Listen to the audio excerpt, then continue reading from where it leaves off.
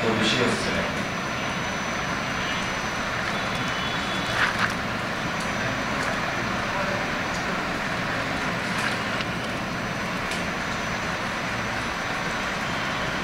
দাওয়াতটা আল্লাহর দিকে দাওয়াত দেয়া এমন একটা ইবাদত, এর চেয়ে শ্রেষ্ঠ কোনো আমল ইবাদত আর নাই। কিন্তু আমরা দাওয়াত থেকে সবচেয়ে পিছিয়ে।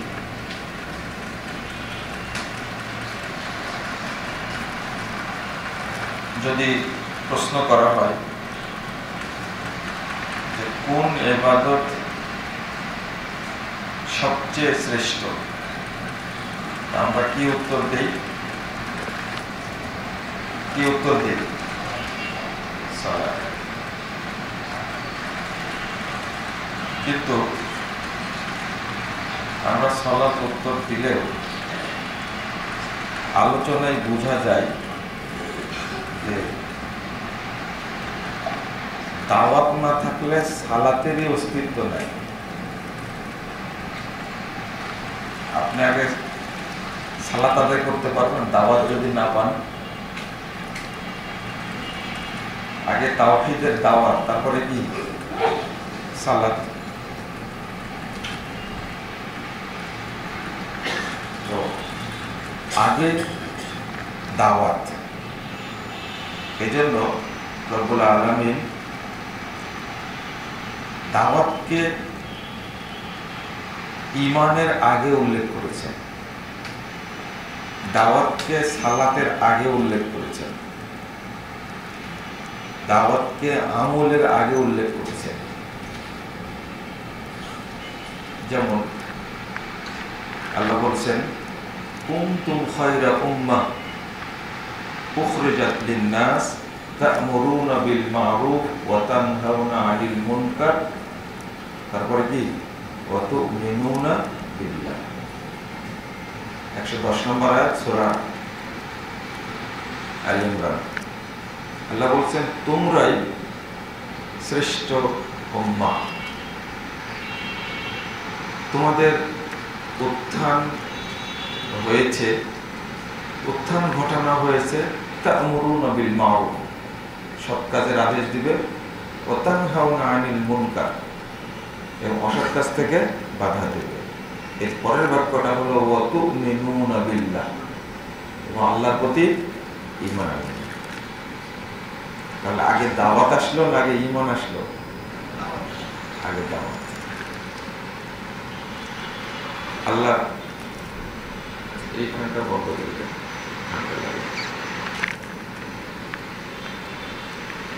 আরেকটা হলো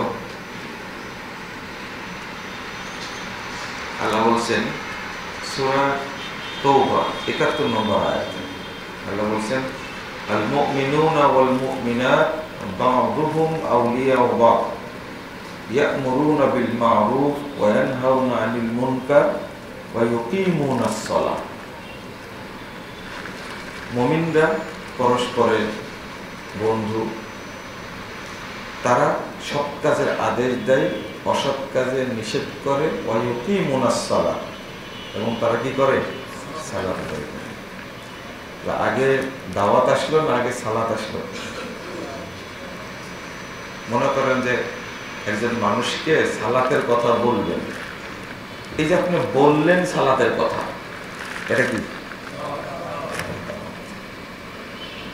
আগে দাওয়াত। আরেকটা হলো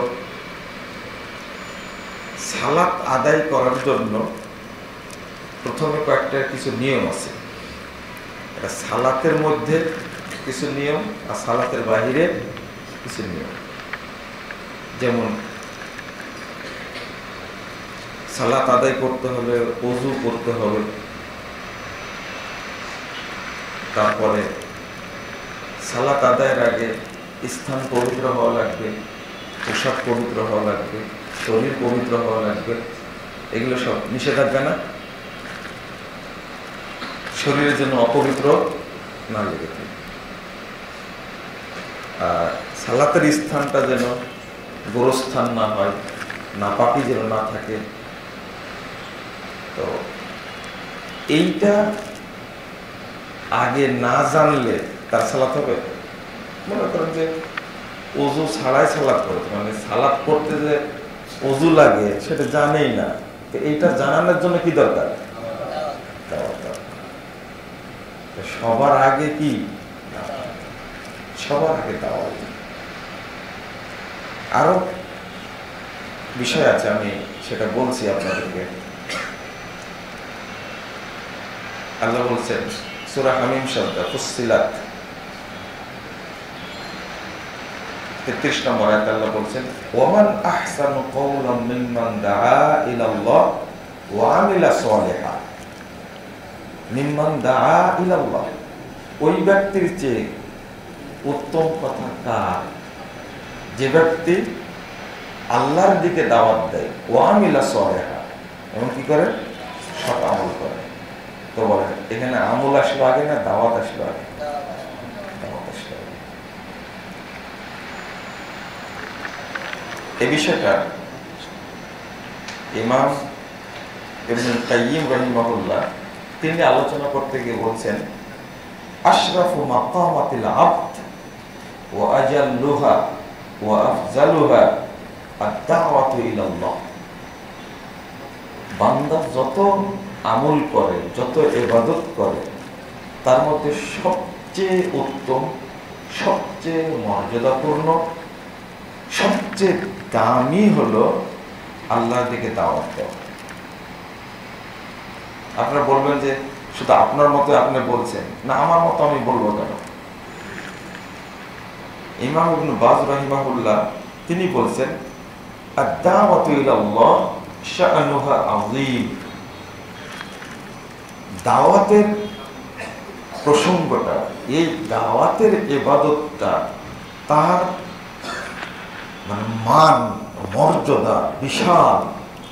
ওয়াহিয়া মিন আহাম্মিল ফুরুজ ওয়াল ওয়াজিবাত আলাল মুসলিমিন।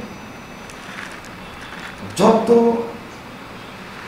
ফরজ আছে, যত ওয়াজিব আছে, তার মধ্যে দাওয়াতটা হলো সবচেয়ে গুরুত্বপূর্ণ, সবচেয়ে গুরুত্বপূর্ণ।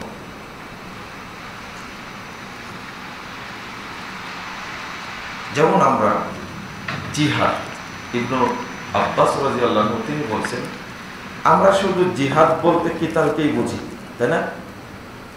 জিহাদ বলতে কাকে বলি? কিতাল, মানে এই ময়দানে কাফের মুশরিকদের বিরুদ্ধে কি করা? জিহাদ করা।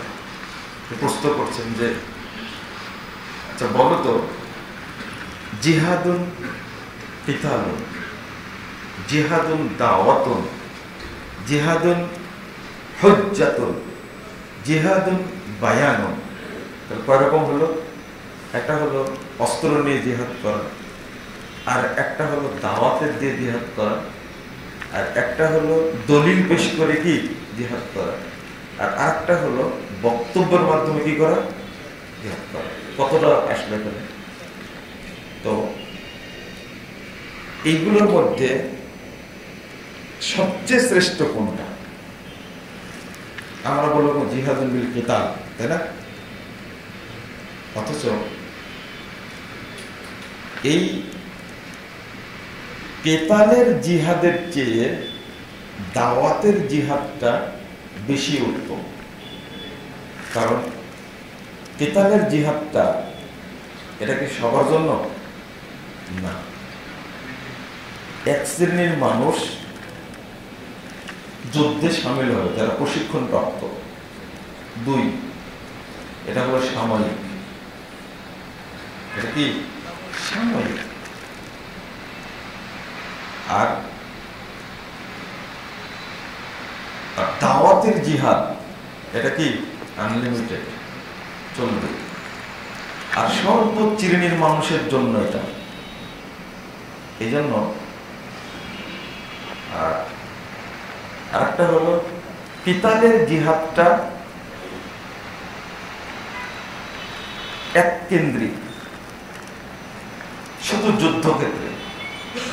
কিন্তু দাওয়াতের জিহাদটা, সালাতের দাওয়াত, হজ্জের দাওয়াত, আকীদার দাওয়াত, তাওহীদের দাওয়াত, ঈমানের দাওয়াত, যাকাতের দাওয়াত, শতামলের দাওয়াত, আদবের দাওয়াত, সব ইবাদতের সাথে কি জড়িত? দাওয়াত জড়িত। এই জন্য বেশি উত্তম হলো দাওয়াতটা। ইসলামী রাষ্ট্র হয়ে গেছে, আর জিহাদের প্রয়োজন নাই, কিন্তু দাওয়াত কি তাই? দাওয়াত মাঠে চলে, মসজিদে চলে, পরিবারে চলে, প্রতিষ্ঠানে চলে, সব জায়গাতে দাওয়াতবিহীন মানুষ কখনো খালি থাকতে পারে না। মা সন্তানকে বলে সালাতের টাইম হয়ে গেছে, সালাত পড়ে যাও, এটাও দাওয়াত।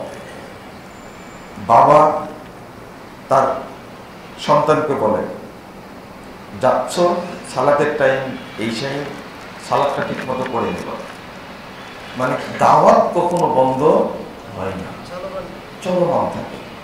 কেন উত্তম সেটা বোঝাচ্ছিলাম আপনাদেরকে। রাসূলুল্লাহ সাল্লাল্লাহু আলাইহি ওয়াসাল্লাম বলছেন যে, কি বললেন? হ্যাঁ, ও ভুলে গেছি।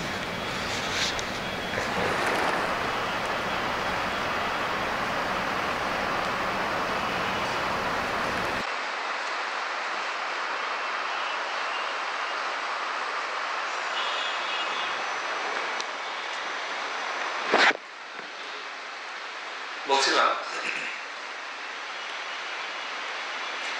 রাসূল সাল্লাল্লাহু আলাইহি ওয়াসাল্লাম বলছেন,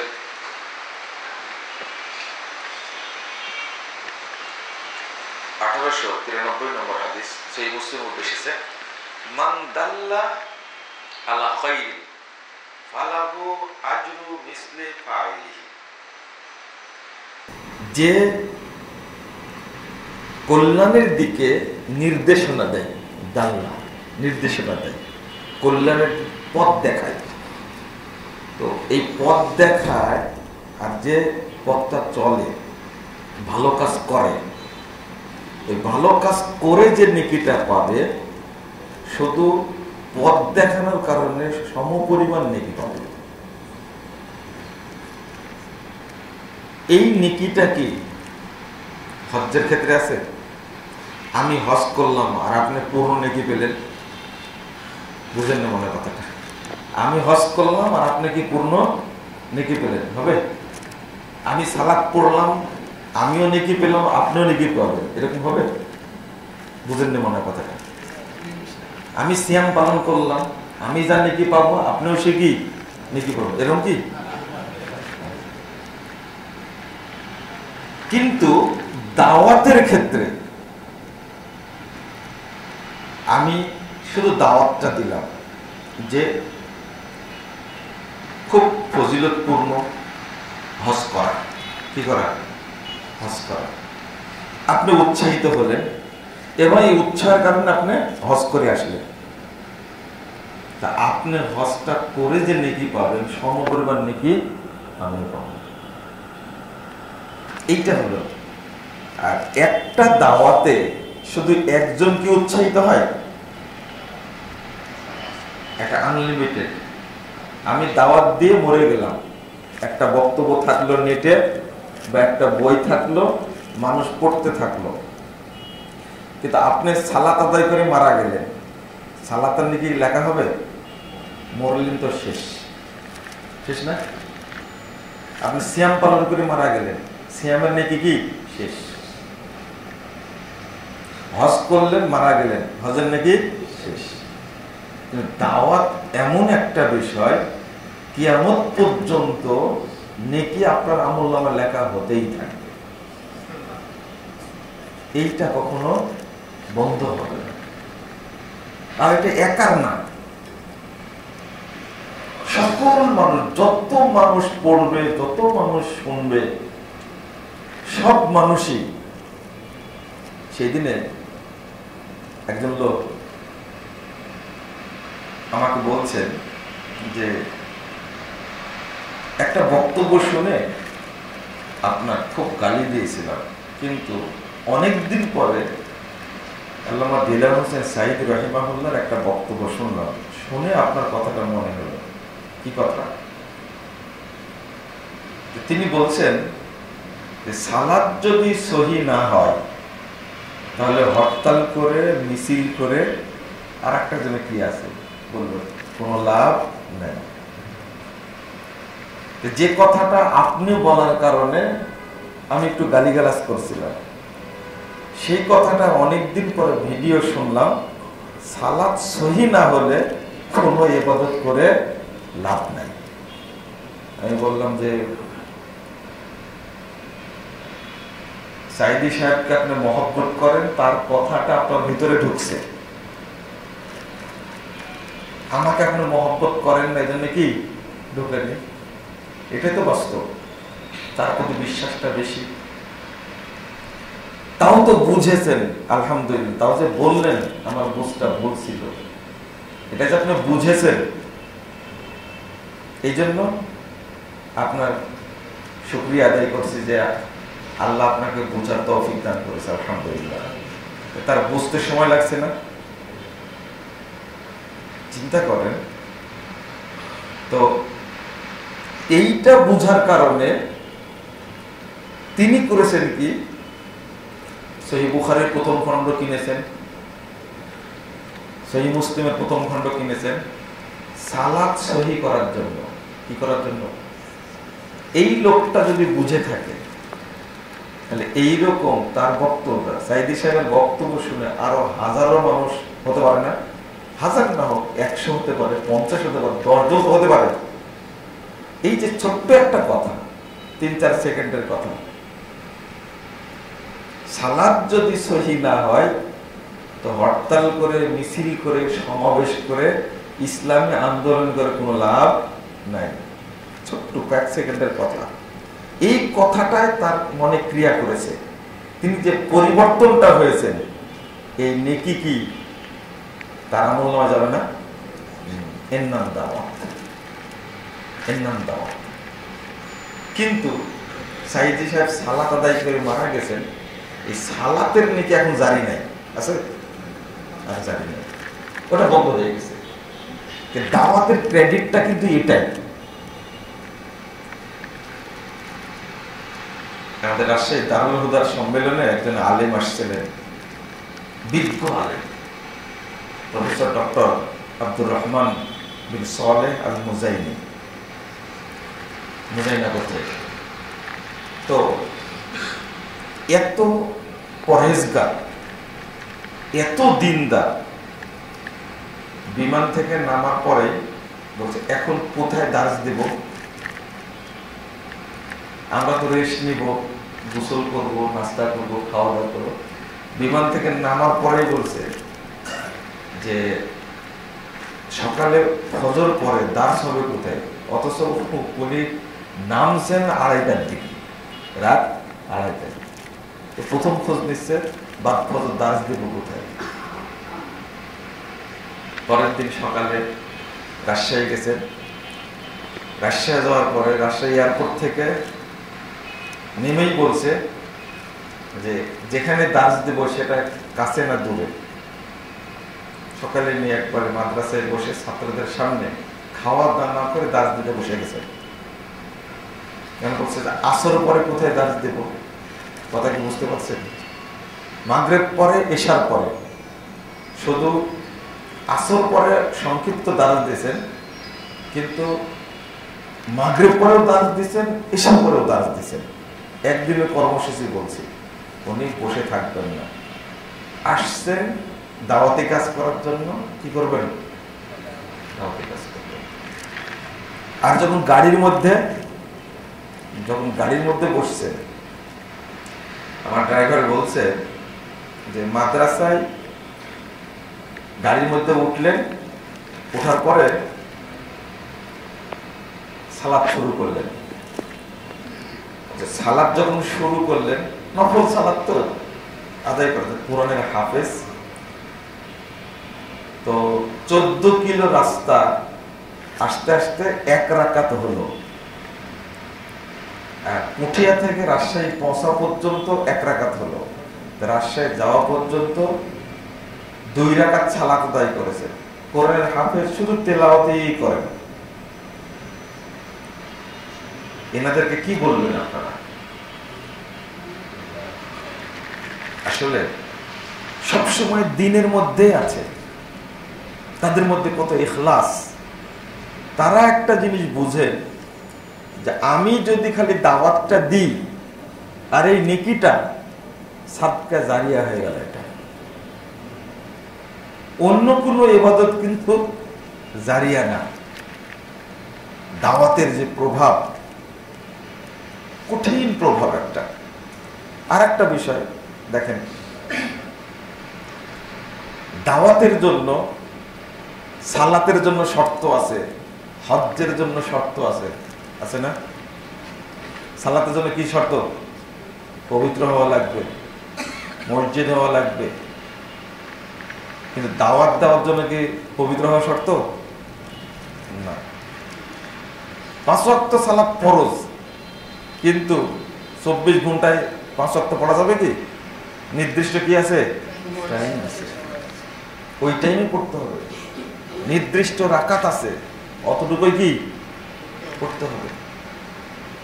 কিন্তু দাওয়াতের জন্য নির্দিষ্ট টাইম আছে না। সালাত আদায়ের জন্য সব জায়গায় আদায় করা যায় না, করা যায়, কিন্তু দাওয়াত সব জায়গায় দেওয়া যায়। হাটে, বাজারে, রাস্তায়, ঘাটে, দোকানে, শহরে, বন্দরে, যেখানে যাবেন সেখানেই বলেন তাহলে এদিকে আসো, সালাত পড়েছো, ফজর সালাত পড়েছো আজকে, এটাই দাওয়াত। জিজ্ঞেস করলেন, রিকশাওয়ালাকে জিজ্ঞেস করলেন, রিকশাওয়ালাকে জিজ্ঞেস করলেন তুমি আজকে কি জহর পড়েছো, এটাই দাওয়াত। রিকশাওয়ালা বললেন না, পড়া হয়নি। পড়বা। সালাত না পড়লে, এক ওয়াক্ত সালাত ছেড়ে দিলে লোকটা কাফের হয়ে যায়। এই দাওয়াতটা বললেন তাকে, এটা না নাই বললেন, বললেন এটা যে তোমার আজকে সারাদিন জমা কয় টাকা, কয় টাকা জিজ্ঞেস করি, তোমার জমা দিতে হবে কত টাকা? তো বললো 160 টাকা। 160 টাকা জমা, থাকবে কয় টাকা? থাকে সব আছে 700-800 টাকা থাকে 160 টাকা জমা দেওয়ার পরে। তখন বললেন এই 160 টাকা যে জমা দিলে তোমার কাছে কিছু থাকলো, এই ইনকামটা করার তৌফিক দিয়েছেন কে? আল্লাহ। তো বলো আলহামদুলিল্লাহ। কি বলবেন? বলো বলো আলহামদুলিল্লাহ। এটা কি দাওয়াত না? এটা দাওয়াত।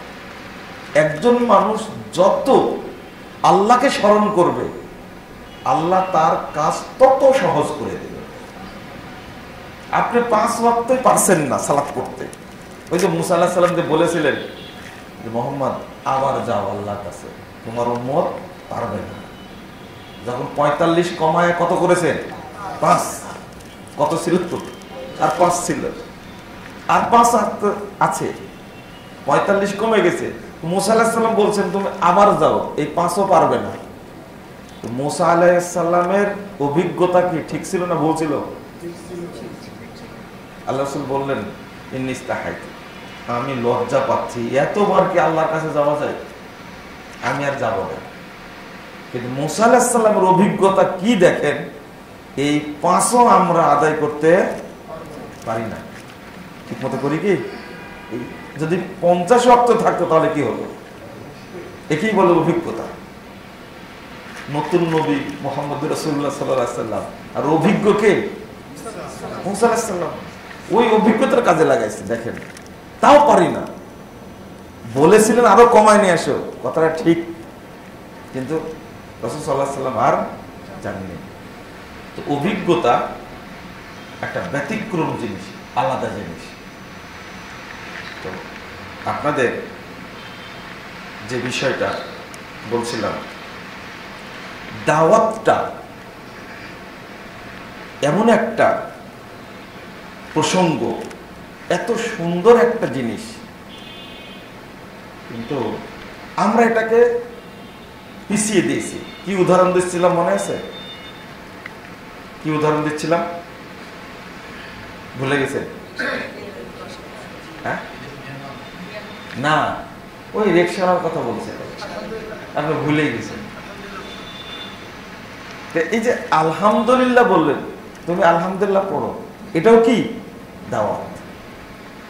তো একজন লোক তাহাজ্জুদ পড়ছে, সালাতুল ইশরাক পড়ছে, সালাতুল জুহা পড়ছে, মসজিদে 5 ওয়াক্ত পড়ছে, তামাম কাজ করছে, আর আপনি 5 ওয়াক্তই ঠিক মতো পড়তে পারেননি। তার কারণটা কি? তার কারণটা কি? সময় কি? আপনারও 24 ঘন্টা, তারও কি 24 ঘন্টা। সে ব্যবসা করতে পারছে, সালাত করতে পারছে, কিন্তু আপনি পারছেন না কেন? এর পিছনে কারণটা কি জানেন? এর পিছনে একটা কারণ আছে। ওই লোকটা আল্লাহকে বেশি স্মরণ করে, যার কারণে তার ইবাদতগুলো সব সহজ করে দেয়। দেখবেন ওই মানুষটা তাহাজ্জুদ পড়ে, আবার আইয়ামে বিজে সিয়াম পালন করে, আবার দেখবেন সোমবার বৃহস্পতিবার সিয়াম রাখে, আবার দেখবেন কোরআন তেলাওয়াত করে।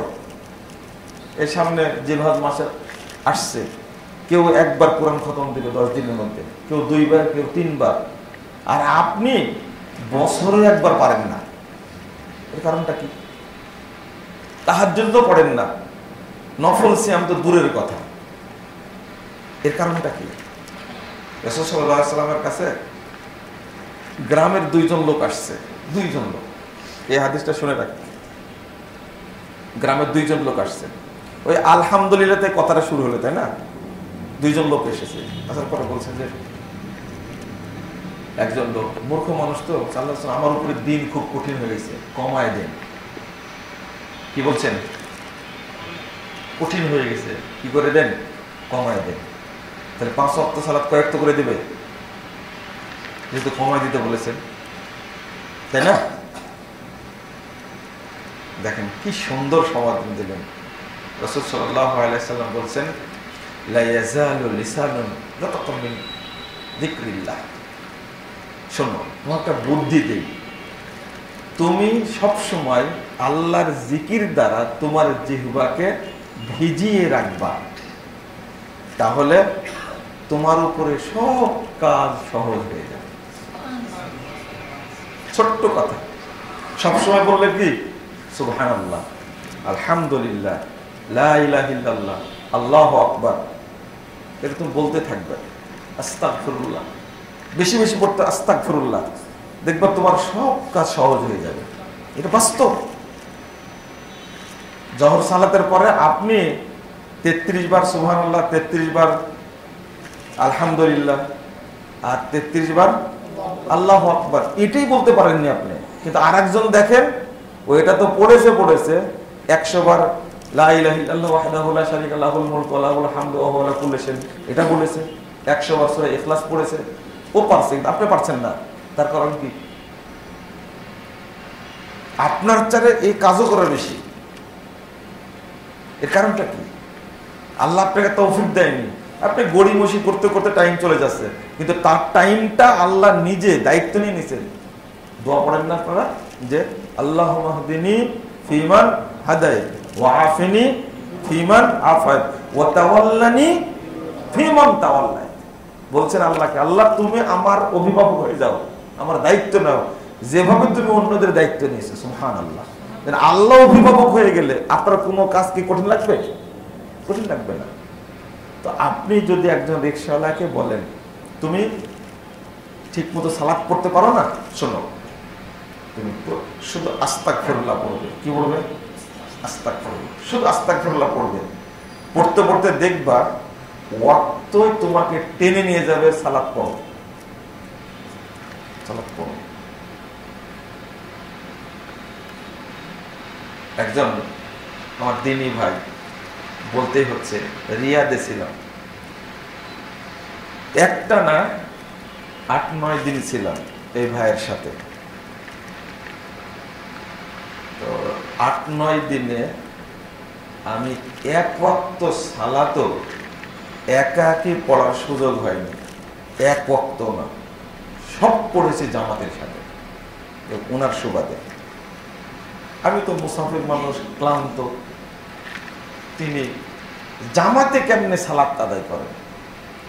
এমনকি যেদিন মানে ফজরের আগে রওনা দিই, আমি রিয়াদ থেকে বাংলাদেশে আসব, সেই দিনের ফজর সালাতটাও জামাতের সাথে পড়েছি। এটা হলো হতবাক হওয়া। কেমন? কোন মসজিদে কোন জায়গায় মসজিদ আছে ওনার জানা আছে, ঘুরে ঘুরে ঘুরে এয়ারপোর্টে যাওয়ার আগে টাইম চলে যাচ্ছে, ঠিক টাইমে পৌঁছতে হবে, কিন্তু ঘুরে ঘুরে এয়ারপোর্টের কাছেই গিয়ে একটা মসজিদ পাওয়া গেল, ফজরের সালাতটা জামাতে পড়লাম, সুন্নাতটা পড়তে পারিনি, জামাতে পড়লাম, ফজরটা পড়ে এয়ারপোর্টে গেলাম। এইটা আমার কাছে বিশাল রেকর্ড হলো যে আল্লাহ রাব্বুল আলামিন কোন বান্দার ইচ্ছা থাকলে সেই ইচ্ছাটাকে আল্লাহ এগিয়ে দেন, এগিয়ে দেন। ওই যে হাদিস আছে না, বান্দা যদি এক হাত আধা আদায় আমি এক হাত আনি, বান্দা যদি হেঁটে যায় তাহলে আমি কি হেঁটে যাই। এটা তো হাদিস। এটা একজন মানুষের জন্য কিভাবে সম্ভব? তাহাজ্জুদ পড়েন, তাহাজ্জুদও পড়েন, দুই জায়গা দুই রুমে থাকি, বোঝা তো যায়, আবার জামাতেও সালাতটা পড়েন, জামাতে ছাড়া সালাত আদায় করে না। এটা কিভাবে সম্ভব? মানে তার আগ্রহ, আল্লাহকে বলা যে আমার এই 5 ওয়াক্ত সালাত জন্য আমি জামাতের সাথে পড়তে চাই, এই আগ্রহটাকে আল্লাহ সহজ করে দেন। আপনি বলবেন তার 1 নম্বর অস্ত্র হলো বেশি বেশি আস্তাগফিরুল্লাহ, লা ইলাহা ইল্লাল্লাহ, সুবহানাল্লাহ, আলহামদুলিল্লাহ। ওই যে হাদিসটা বললাম না, যে ভাইয়ের কথা বলছে এই ভাই কিন্তু আলেম না, কি না? আলেম না, তিনি পারেন। কিভাবে পারেন? আমরাও তো পারি না। আমরা অজুহাত দেই যে মুসাফির মানুষের জন্য জামাতে যাওয়া জরুরি না, মুসাফির সে, কিন্তু অজুহাত আমি না দিলাম, কিন্তু একজন ব্যক্তি মুসাফির না, তিনি পারেন কি করে? সব কাজই করছেন, এটা করছেন। এর পিছনে কারণ আছে। জামাতে সালাত আদায় করার যে গুরুত্ব, এই জিনিসটা তার মধ্যে ঢুকছে, যে ফজিলত, এই জিনিস তার মধ্যে ঢুকছে। এবং রাসূলুল্লাহ সাল্লাল্লাহু আলাইহি ওয়াসাল্লাম বলছেন, লাউ ইয়ালামুনা মা ফিত তাহজির লাস্তাবাকু ইলাইহি। ওয়াক্ত হওয়ার সাথে সাথে সালাত পড়ে নেওয়ার মধ্যে কি পরিমাণ বরকত, কি পরিমাণ রহমত, কি পরিমাণ দয়া, কি পরিমাণ সোহাব, কি পরিমাণ প্রতিদান আছে, যদি জানতো তাহলে সব কাজ বাদ দিয়ে আগে সালাতটা পড়ে যেত। সেই বুখারীর হাদিস। মানে আউয়াল ওয়াক্তে জামাতের সাথে সালাত পড়ার ফজিলত হলো ওই ব্যক্তিকে আল্লাহ জান্নাতুল ফেরদাউস দান করবে। 2 নম্বর, ওই ব্যক্তি প্রথম যে কাতারটি জান্নাতে প্রবেশ করবে, এই আউয়াল ওয়াক্তে সালাত পড়া মানুষটি তাদের সাথে জান্নাতে যাবে। প্রথম কারা জান্নাতে যাবে? সাহাবীরা। রাসূল সাল্লাল্লাহু আলাইহি ওয়াসাল্লামের সাথে তারা জান্নাতে যাবে। আগে চিন্তা করেন, সেই দলের সাথে জান্নাতে যাবে। আর 3 নম্বরটা হলো এই লোকের কোনো হিসাব হবে না। প্রথম যারা জান্নাতে যায় তাদের হিসাব হবে? কোনো হিসাব না, প্রথম দলের হিসাব হবে না। একটু চিন্তা করেন, এই ফজিলতটা যার মধ্যে ঢুকবে, সে প্রথম দিনেই নিয়াত করে ফেলবে যে আমি কোন জায়গায় জহর পড়ব, কোন জায়গায় আসর পড়ব, কোন জায়গায় মাগরিব পড়ব, কোন জায়গায় এশা পড়ব, জামাতের সাথে পড়ব। ইচ্ছা থাকলে আল্লাহ কি করে দেন? সহজ করে দেন। এই কথাটাই বললাম। এটাও একটা দাওয়াত। মানে আপনি মনে করলেন এতক্ষণ যে রিকশাওয়ালাকে বললাম যে তুমি আলহামদুলিল্লাহ পড়ো, তুমি বেশি বেশি আস্তাগফিরুল্লাহ পড়ো, এটা এত বড় দাওয়াত হলো, এই জন্য কথাগুলো বললাম। বুঝলেন না মনে কথাটা? এটাই যে কত বড় দাওয়াত। ওই যে রাসূল সাল্লাল্লাহু আলাইহি ওয়াসাল্লাম বেশি কিছু বললেন, শুধু বললেন শোনো, তোমার মুখটা আল্লাহর জিকির দ্বারা কি রাখবে? ভিজায় রাখবে। শেষ। শুধু এতটুকু করবা, তাহলে সব ইবাদত তোমার জন্য কি হয়ে যাবে? সহজ হয়ে যাবে। আবার আরেকটা বিষয় দাওয়াতের ক্ষেত্রে, আরেকটা বিষয় হলো হজে যাবেন, জিলহজ ছাড়া হজ হবে না। হবে? যদি মনে করেন যে জিলহজ না, আমি জিলকদাতেও কি করব? হজ করব, চলবে? হজের জন্য আলাদা মাস আছে। যদি মনে করেন রমাদানের সিয়াম, রমাদানের সিয়ামই রজব মাসেও করবো, শাবানেও করবো, চলবে? রমাদান এক মাসের মধ্যে কি সীমাবদ্ধ? দাওয়াত কি সীমাবদ্ধ না? 10 বছর না হলে সিয়াম জরুরি না, তাই না? সিয়াম কি জরুরি না? আবার লা হাওলা ওয়ালা কুওয়াতা ইল্লা বিল্লাহ। আর সালাত 7 বছর না হলে সালাত কি জরুরি না। কিন্তু 2.5 বছরের বাচ্চাও দাওয়াত দিতে পারে। কয় বছরের?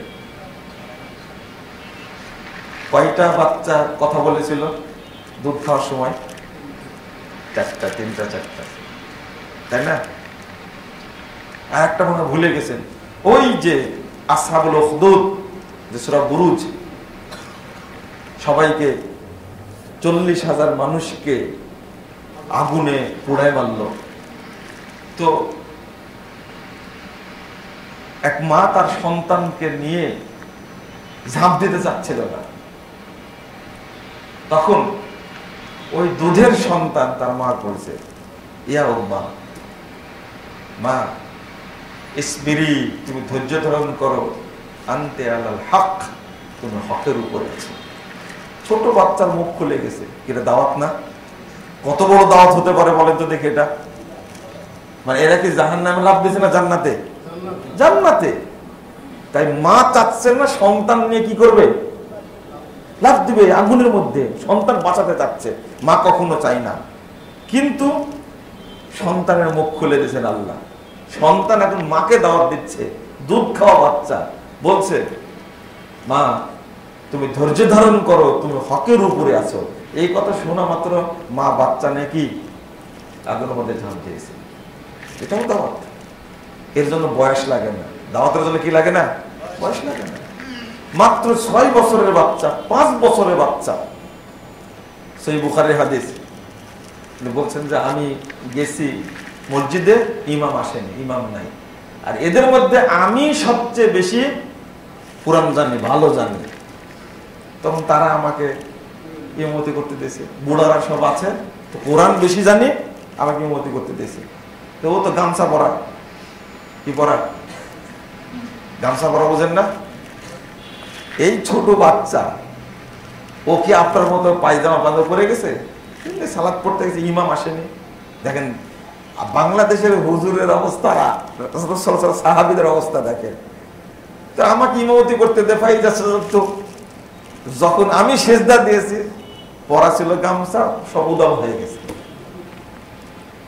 নিজেই বলছেন। তো পিছন থেকে মহিলারা সালাত পড়ে, তো মহিলারা বলছে, আল্লাহ তাগুত্তু ইস্তাকারিকুম, তোমরা তোমাদের ইমামের নুনুটা ঢাকতে পারো না একবারে। কথা বুঝতে পারলেন? মানে কি এটা, এর ভাবা যায়। আর আপনারা কত শর্ত, ইমাম হতে হলে বিবাহিত হওয়া লাগবে, তাই না? বিয়ে হওয়াই লাগবে, ইমাম হতে হলে এইটা লাগবে, সেটা লাগবে, ইত্যাদি শর্ত। অন্ধ হওয়া যাবে না। অন্ধ সাহাবী আব্দুল্লাহ ইবনে উম্মে মাকতুম, তিনি দীর্ঘদিন ইমামতি করলেন মসজিদে নববীতে, এগুলো চোখে পড়ে না। আর এই যে বাচ্চা ছেলে দিয়ে ইমামতি করবো, আর ইমামতি করতে গিয়ে কি উলঙ্গ হয়ে গেল। বাচ্চা, ছোট বাচ্চা নুনু দেখা গেল, তাই বলেন, উলঙ্গ না বলে। এটা কোনো ব্যাপার না। সালাত পড়তে আসছে, এরা হাসছে, এরা পিছিয়ে হাসছে। দেখেন, এটা তো হাদিস, এখন সাহাবী নিজে বর্ণনা করতেন হাদিস, বুখারীর হাদিস। আপনি যাবেন কোথায়? তো তিনি বলছেন এরপরে, এই মহিলারা ঠেলা দেওয়ার কারণে আমাকে এক টুকরা কাপড় দিল। এই কাপড় পেয়ে যত খুশি হয়েছিলাম, এই আনন্দের দিন আর কোনোদিন আসেনি আমার। ওইটাই সবচেয়ে বেশি খুশি হয়েছিলাম, আমার কাপড় দিয়েছে একটা। কথা বুঝতে পারলেন? দাওয়াত যে কি জিনিস, সুবহানাল্লাহি ওয়া বিহামদিহি। আপনি তো এই দাওয়াতের মর্মটা বুঝবেন না। এই জন্য সাহাবায়ে কেরাম, তাবেঈন, তাবেঈন, মুহাদ্দিসগণ শুধু দাওয়াত দিতেন। যেখানে গেছেন দাওয়াত দিয়েছেন, যেখানে গেছেন দাওয়াত দিয়েছেন, শুধু দাওয়াত দিতেন। দাওয়াত দিচ্ছেন কি, আলোচনা করছেন, এক সময় শরীরে পানি শুকায় গেছে, শব্দ বের হয় না, এরকম ঘটনাও ঘটে। পড়াচ্ছেন, ছাত্র পড়াতে, কখন যে শরীরে পানি শেষ হয়ে গেছে, শুধু কথা বলছেন কিন্তু শব্দ হয় না, একটু পরে অজ্ঞান হয়ে গেছে। এরকম ঘটনা কত মুহাদ্দিসের ঘটে। আর দাওয়াতের ক্ষেত্রে সবচেয়ে বেশি অলস আমরা বাঙালিরা। সাধারণ জনগণ যেমন অলস, আলেমরা তেমনি কি অলস। আমরা অলস, আমরা দাওয়াত দিতে জানি না, দাওয়াতের গুরুত্বটাই বোঝার চেষ্টা করি না। আজকে যে আলোচনাটা করলাম, দেখেন এই যে লাইভ হচ্ছে, নেটে যাচ্ছে, এর সমালোচনা করবে যে এটা কি ওয়াজ করলো, এটা কেউ কি করবে না, যাচাই করবে না। ষাঁড় না গাই, বাংলাদেশে যাচাই করার সময় নেই। হুজুর যেটা বলবে ওটাই কি, হুজুর বলেছে গাই, ষাঁড় হলেও সমস্যা নাই। ষাঁড় না গাই এটা কোনোদিন যাচাই করবে না, যেটা হুজুর বলবে সেটাই কি ইমামের উপরে দিয়ে ভর, বিসমিল্লাহ আল্লাহু আকবার। যাচাই করার লোক নাই, গালি দেওয়ার লোক বেশি। আপনি দাওয়াতি কাজের ক্ষেত্রে ইমাম ইবনু কাসির রাহিমাহুল্লাহ গত দিনে যে আয়াতটা পড়েছিলাম, ওয়ালতাকুম মিনকুম উম্মাহ ইয়াদউনা ইলাল খায়র ওয়া ইয়া'মুরুনা বিল মা'রুফ ওয়া ইয়ানহাউনা আনিল মুনকার ওয়া উলাইকা হুমুল মুফলিহুন। ইমাম ইবনু কাসির রাহিমাহুল্লাহ এই আয়াত উল্লেখ করে বলেছেন, কানা যালিকা ওয়াজিবান আলা কুল্লি ফারদিন মিনাল উম্মাহ। এই দাওয়াতটা হলো উম্মতের প্রত্যেক ব্যক্তির উপরে ওয়াজিব, ফরজ। এটা ইমাম ইবনে তাইমিয়া রাহিমাহুল্লাহ বলেন, আদ-দাওয়াতু ইলাল্লাহ তাজিবু আলা কুল্লি মুসলিম। এই দাওয়াতটা দেওয়া প্রত্যেক মুসলিমের উপরে কি ওয়াজিব। কিন্তু এজন্য আমি বলি, রিকশাওয়ালা যিনি রিকশা চালাচ্ছে তিনি দাওয়াত দিবেন, যিনি পান বিক্রি করছেন, দোকান দিয়েছেন তিনি দাওয়াত দিবেন, বাদাম বিক্রি করছেন তিনিও দাওয়াত দিবেন।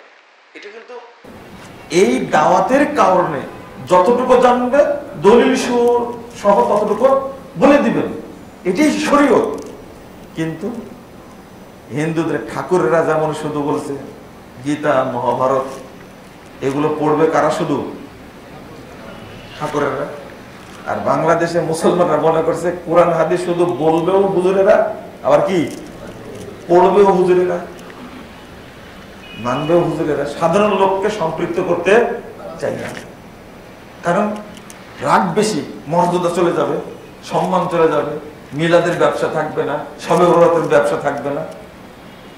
মানুষকে ধোঁকা দিয়ে, প্রতারণা দিয়ে এগুলো করে বেড়াচ্ছে। সাধারণ মানুষ যদি সম্পৃক্ত হয় তাহলে সব উদাম হয়ে যাবে না, সব বুঝে নেবে। এই জন্য আহলে হাদিস আলেমরা যত কাছে জনগণের, কিন্তু বেদাতিরা এই মোল্লারা তত কাছে না।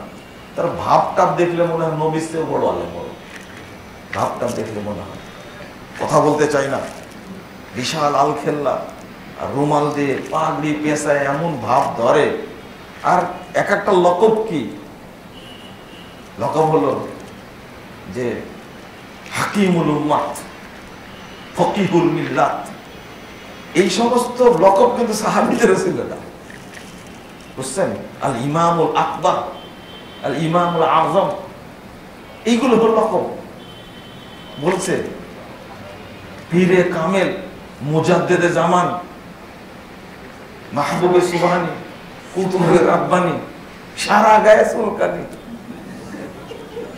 আপনি কি বলবেন? এটা বুঝেন না কথা? এত লকব দিতে দিতে দিতে ওর নামটাই নাই, শেষে কি নাই? নামটাই নাই। দেখবেন এমন অবস্থা, কেন ভাই এত তোমার মানে লকব কিসের এত? অথচ এলেমে জিরো, একবারে জিরো। অবস্থাটা এরকম। আপনারা এই যে দাওয়াতের যে বিষয়টা বললাম, আপনি একটা প্রশ্ন করি, সালাত তো ফরজ, তাই না? সালাত কি ফরজ? সালাত তো পড়েন, দাওয়াতটাও যে ফরজ, কোন দাওয়াত দিয়েছেন আপনি? বুঝেন না মনে কথাটা?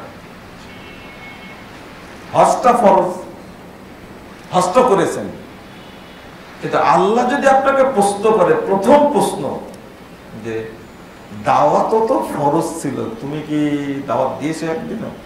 আপনি বলবেন যে না, দাওয়াত দেওয়া হয়নি। দাওয়াতের কাজে অংশগ্রহণ করেছো, বলবেন যে কি এটাও হয়নি। উত্তরটা কি? একটা লোক জানতে পেল একটা পরিবারে সহি রাসূলের তরিকায় সালাত শিক্ষার যে দাওয়াতটা, চেঞ্জ কাকে বলে, সে চেঞ্জ হবে, তার সন্তান চেঞ্জ হবে, এরপরে তার নাতিপতি চেঞ্জ হবে, বংশ পরম্পরায় একজন চেঞ্জ হলে তার বংশ চেঞ্জ হয়ে গেল পুরোটাই। কিন্তু আপনি কোনোদিন এই দাওয়াতটা দেন না।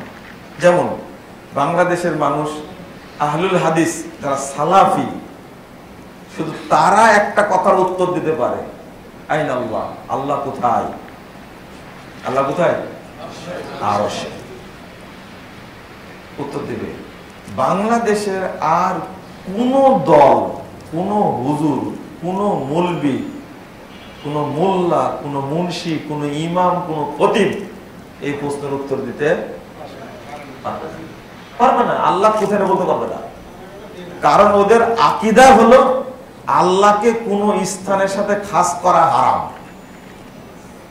যদি কেউ খাস করে তার ঈমান থাকবে না। অথচ আল্লাহ রাব্বুল আলামিন বলেছেন কি, আর রহমান আল্লাহ রাশিস্তাওয়া। এখন আপনি শুধু এইটারই দাওয়াত দেন। শেখ আমাকে এত ফোন দিচ্ছেন। আসসালামু আলাইকুম ওয়া রাহমাতুল্লাহ। শেখ, আমি আপনারই মসজিদে হালাকায় আছি, আলোচনা করছি। শেখ বলেন, একটু বলেন, আমি তো ধরেই ফেলেছি যখন। হ্যাঁ,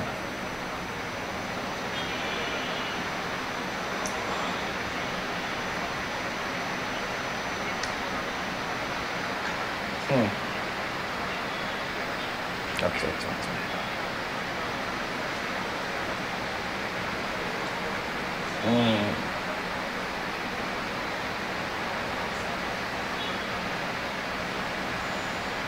ঠিক আছে, ঠিক আছে, ঠিক আছে, ইনশাল্লাহ, ইনশাল্লাহ। ঠিক আছে, ঠিক আছে, ঠিক আছে।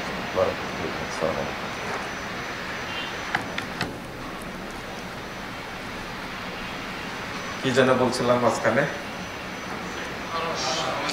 যে একটা দাওয়াত শুধু, যে আল্লাহ কোথায় আছেন? আরশে আছেন। এটা যে কত বড় দাওয়াত! যারা এটা বিশ্বাস করলো তারা মুমিন হলো। আর যারা বিশ্বাস করে আল্লাহ সর্বত্র বিরাজমান, তারা মুমিন না কাফের? কাফের। যারা বিশ্বাস করে আল্লাহ নিরাকার, তারা মুমিন না কাফের? কাফের। আল্লাহ সম্পর্কে এই খারাপ আকীদা মক্কার কাফের মুশরিকরা করতো না। কাফের মুশরিকরা বিশ্বাস করতো আল্লাহ কোথায় আছে? আসমান জমিন কে তৈরি করেছে? আল্লাহ। কিন্তু এই যে হিন্দুয়ানি আকীদা আমাদের মধ্যে ঢুকে গেছে, এটা কত বড় দাওয়াত আমাদের। হ্যাঁ,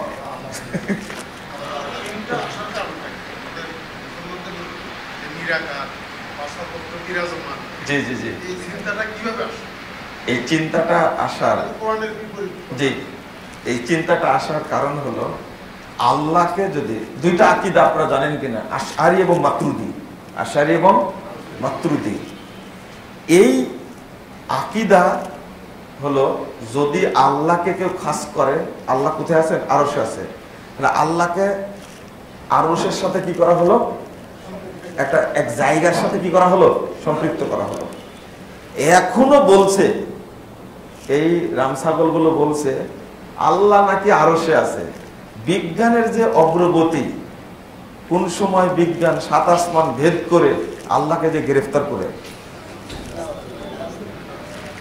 আল্লাহকে গ্রেফতার করে ফেলবে, অগ্রগতি। চিন্তা করেন ভাষাটা কিভাবে বলছে। এই জন্য স্থানের সাথে মানে অ্যাড করে না। আর একটা কারণ হলো আল্লাহর হাত আছে, আল্লাহর পা আছে, আল্লাহর চোখ আছে, আল্লাহর মুখমণ্ডল আছে। এইটা বললে দেহের সাথে সাদৃশ্য দেওয়া হয়, অথচ আল্লাহ নিজেই বলে দিয়েছেন লাইসা কামিসলিহি শাইউন, আল্লাহর মতো কোনো কিছুই নেই।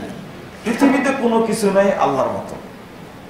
ইয়ালিকু বিজালালি, তার পাটা কেমন তিনি ভালো জানেন, তবে পা আছে। তার চোখটা কেমন তিনি ভালো জানেন, তবে চোখ আছে। কারোর সাথে তুলনীয় নয়। এখন যদি উদাহরণ দিই যে আল্লাহর চোখটা মানুষের চোখের মতো, নাউযুবিল্লাহ, যদি বলেন কোন মানুষ, কোন মানুষ? আমার চোখ আর আপনার চোখ কিন্তু এক না, কাঠটার মতো, বুঝেননি কথা? এখানে ধরা খেয়ে যাবে। তুমি কেমনে বলে মানুষের মতো, তাহলে কোন মানুষ? প্রশ্ন আসবে না? প্রত্যেকের চোখ কি একরকম? তাকায় দেখেন মানুষের একটাও মিলবে না। আবার যদি চেহারা মানুষের চেহারার মতো, কোন মানুষের মতো? মানুষ, বাংলাদেশ মানুষের চেহারা একরকম, আফ্রিকার মানুষের চেহারা আর এক রকম, চীনের চেহারা কি আর এক রকম। এখন বলো তা আল্লাহর চেহারাটা কার মতো, কোন দেশের মানুষের মতো? বুঝেননি মনে কথা? অতএব কোনো কিছুর সাথে সাদৃশ্য দেওয়া যাবে না, কোনোটাই একরকম না। ঘোড়ার পা একরকম, গরুর পাখি, ঘোড়ার পায়ে আঙ্গুল কয়টা? দুইটা আঙ্গুল ঘোড়ার পায়ে। চিন্তা করেন, ঘোড়ার পায়ে আঙ্গুল আছে নাকি? বল। আর ইয়ার পায়ের, গরুর পায়ের তার দুইটা ভাগ আছে। আপনি মিলাতে পারবেন? বিড়ালের কয়টা? কোনটা? এই জন্য আল্লাহর সাথে কোনো কিছুর সাদৃশ্য নেই, স্থির করা যাবে না, এটা পরিষ্কার কথা। আপনি যখনই বলবেন আল্লাহ অমুকের মতো, তখন প্রশ্ন আসবে, আসবে না? কারণ সব একরকম না, আলাদা আলাদা। এখন আরেকটা হলো যে সবকিছুই আল্লাহ, সবকিছু কি? যেমন আল কলবু বাইতুর রব, নাউযুবিল্লাহ, আস্তাগফিরুল্লাহ, আস্তাগফিরুল্লাহ, মানে যত অন্তর আছে সবগুলোতেই আল্লাহ আছে। এই জন্য আল্লাহ সর্বত্র বিরাজমান। এই যে মিথ্যা কথাটা তারা তৈরি করেছে, এইগুলো মানে বিভ্রান্তি। আর একটা এই আকীদাটা কাদের আকীদা? সবকিছু আল্লাহটা কাদের আকীদা? 36 কোটি মাবুদ আছে, এটা কাদের আকীদা? দেবতা আছে, হিন্দুদের আকীদা না? 36 কোটি দেবতা আছে। তো এখন আমরা বলি মাখলুক কত হাজার? 18,000। কথাটা ঠিক না, 18,000 মাখলুকাত আমরা বলি। ধরে আল্লাহ সৃষ্টি করেছে 18,000, আর তারা বলছে দেবতা কত? 36 কোটি। 36,000 না, কিন্তু 36 লাখও না, কত কোটি। 18,000 মাখলুক মিলাতে গেলেও বিপদে পড়বেন আপনারা। খুঁজে পাবেন? 18,000 মাখলুক খুঁজে পাবেন আপনি? সেখানে মাবুদ কত? দেবতা হলো 36 কোটি। 36 কোটি। তো মানুষ তো দেবতাই, আর যা কিছু পৃথিবীতে আছে সবই কি দেবতা। এইটা হলো কাদের আকীদা? হিন্দুদের আকীদা। আর এটাই বাংলাদেশের সুফিদের আকীদা, সবকিছুই কি আল্লাহ। কারণ আল্লাহু নূরুস সামাওয়াতি ওয়াল আরদ, আল্লাহ আসমানের নূর। অর্থাৎ আল্লাহর নূরকে দুই ভাগে ভাগ করা হয়েছে, এক ভাগ দিয়ে নবী তৈরি করেছেন, আর এক ভাগ দিয়ে সমস্ত মাখলুক তৈরি করেছেন। অর্থাৎ সবই কি আল্লাহ। নাউযুবিল্লাহ, আস্তাগফিরুল্লাহ, সবই কি আল্লাহ। কারণ আল্লাহ নূরের অংশ সব। এটা কত বড় মিথ্যা ভ্রান্ত একটা ব্যাখ্যা দিয়ে দিছে। হরির উপর হরি, হরি শোভা পায়, হরিকে দেখিয়া হরি, সবই হরি, তাই না? এই আকীদা কার? সবই হরি হয়ে গেল না, সবকিছুই আল্লাহ। একটা জাকির নায়েক সুন্দর একটা লজিক দিয়েছেন। ওরা বলে সবই আল্লাহ, আর আমরা বলি সবই আল্লাহ। সরকার আল্লাহ, সবই আল্লাহর সৃষ্টি, তিনি ব্যতীত। একটা ছোট্ট রয়ের পার্থক্য। তারা বলে সবই আল্লাহ, আর আমরা বলি কি সবই আল্লাহ। ছোট্ট একটা পার্থক্য। এই ছোট্ট পার্থক্যের মধ্যে এক শ্রেণীর মানুষ কাফের আর এক শ্রেণীর মানুষ কি মুমিন, ছোট্ট পার্থক্য। আর এটাই হলো সুফিবাদের ধারণা। আপনি একদিন মনে করে দিলেন সেক্রেটারি সাহেব, আগামীতে আলোচনা করো সুফিদের উপরে, সুফিদের উপরে, সুফি আকীদার উপরে ইনশাআল্লাহ যখন আসবো মনে করে দেন, বাবু ভাই মনে করে দেন, আপনি কিন্তু মনে করে দেবেন কিসের উপরে আলোচনা করব, সুফিদের উপরে ইনশাআল্লাহ। সুফিদের উপরে আলোচনাটা মানুষ বুঝতে চায় না, এটা বোঝার চেষ্টা করতে হবে আমাদেরকে, কারণ সবার মধ্যে সুফিবাদটা আছে, আর সুফিবাদটা হলো কুফুরি মতবাদ। এই যে টঙ্গীর তবলিগ আছে না, এরা সব সুফি, এই দেওবন্দি এরা সব সুফি। এদের আকীদা এত জঘন্য, এত খারাপ আল্লাহ সম্পর্কে আপনি ভাবতেই পারবেন না, অথচ আমরা তবলিগকে কত ভালোবাসি, তাই না? লা হাওলা ওয়ালা কুওয়াতা ইল্লা বিল্লাহ। তো দেখেন নাউজুবিল্লাহ, এই যে কাজী নজরুলের কবিতা যেটা, আকার কি নিরাকার সেই রব্বানা, আহমদ আহাদ হলে তবে যাই জানা, মিমের ওই পর্দাটিরে উঠিয়ে দেখলে মন, দেখবি সেটাই বিরাজ করে আহাদ নিরঞ্জন। নিরঞ্জন কাদের দেবতা? কাদের? হিন্দুদের। কিভাবে মিশাইছে, অথচ কাজী নজরুলের কবিতা এটা কিভাবে সুফিবাদটা উপমহাদেশে জেকে বসেছিল, একজন কবির ভাষায় সেটা উঠে আসছে। আকার কি নিরাকার সেই রব্বানা, আকার আছে কি নাই ওটা বড় বিষয়, তিনি রব্বানা। আহমদ আহাদ হলে তবে যাই জানা। আহমদ আর আহাদ দুটো একই, তাই না? আহমদ কে? আহমদ কে? আল্লাহ রাসূল সাল্লাল্লাহু আলাইহি ওয়াসাল্লাম। আর আহাদ কে? আল্লাহ। তারা আহমদ আহাদ হলে তবে যাই জানা। আহমদের মিমটা তুলে দিলে কি হয়ে যাবে? আহাদ হয়ে গেল। তাহলে আল্লাহ আর মোহাম্মদ দুইটা একই জিনিস। আস্তাগফিরুল্লাহ। ও হুজুর মুস্তাবি আরশ তা খোদা হোকার, উতার পাড়া মদিনা মে মুস্তাফা হোকার। যিনি খোদা হয়ে আরশে ছিলেন তিনি মদিনায় এসেছে মুস্তাফা হয়ে। এটা সুফিদের আকীদা। তো একটা দাওয়াত যদি দেওয়া যায় বাংলাদেশের মানুষকে, একটা, যে আল্লাহ আরশে আছেন, কত বড় দাওয়াত। একজন মানুষকে কুফর থেকে বের করা হলো। যত বড় শিরিক আপনি দাওয়াত দিবেন, মুক্ত করবেন, তত বড় ফজিলত আপনার জন্য। দাওয়াতের তো ফজিলত আমি বললাম, এত খুঁজে খুঁজে খুঁটে খুঁটে বোঝানোর চেষ্টা করলাম যে দাওয়াতি কাজ থেকে বিরত থাকা যাবে না। আপনি নিজে পারলেন না, পরিবারে গিয়ে বলবেন, পরিবারে গিয়ে বলেন, এই আজকে সঠিক টাইমে সালাত পড়েছে কে কে? জোহরের টাইম হয়েছে 12:53-তে। কত? 11:53-তে। 11:53-তে আপনারা জোহর কয়টায় পড়েছেন? হ্যাঁ, দেড়টায়, একটাই। যদি 11:53-তে সালাত হয়, 11:53-তে যদি সময় হয়, পড়লেন একটাই, কয় ঘন্টা পরে পড়লেন? হ্যাঁ, মাত্র 1 ঘন্টা 7 মিনিট পরে। আপনার ওয়াইফ কয়টায় পড়েছে? 2টায়। শোনেন, আপনি বলবেন কাজের সমস্যা, আচ্ছা সালাত আপনার পিছনে দৌড়াবেন, আপনি সালাতের পিছনে দৌড়াবেন। হ্যাঁ, যে টাইমে সালাত করছেন, সালাতের পিছনে আপনি দৌড়াচ্ছেন না আপনার পিছনে সালাত দৌড়াচ্ছে? সালাত আপনার পিছনে দৌড়াচ্ছে। ইমামগণ বলছেন যে ওয়াক্ত হওয়ার পরে 15 থেকে 20 মিনিটের মধ্যে সালাত করে নিতে হবে। কয় মিনিট? আমি আলোচনা করতে থাকি, কবুল হলে মানুষ গ্রহণ করবে। বহু মসজিদে চালু হয়েছে আলহামদুলিল্লাহ। আপনি বলবেন যে ঢাকায় এখানে তো 11:53-তে আজান দিলে তো মসজিদে আক্রমণ করবে।